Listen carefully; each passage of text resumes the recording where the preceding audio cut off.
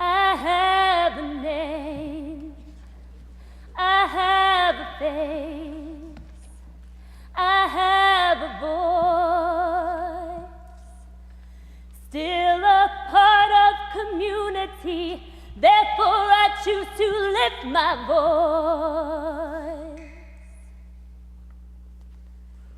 Tonight I saw a movie on the mass genocide in Rwanda.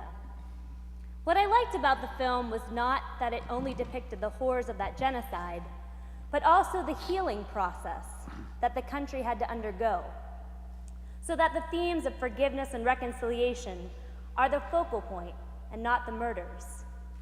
Now, I'm thinking about the mass murder in Newtown, Connecticut. What a tragedy. It's hard not to think about it without getting teary-eyed. You know, for the first time I heard bipartisan cries to revamp the gun laws, and today on CNN, one reporter went so far as to say it's not just about gun laws, it's about taking a good look at ourselves and our culture. Finally, after decades of incidents of people going postal, finally, after all the assault weapon-related shooting deaths in Black and Hispanic neighborhoods, finally someone is saying, hey, we need to look at our culture. And you know, I only have so much room to talk considering that I'm in prison for murder. There are those who may consider me no less of a monster than the Newtown shooter.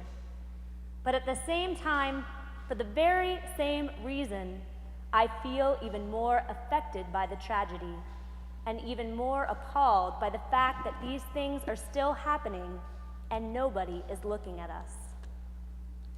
This is not to take away from individual responsibility, but if you were teaching a course and 1 or 2 students failed it, it would be easy to chalk it up to their individual poor performance.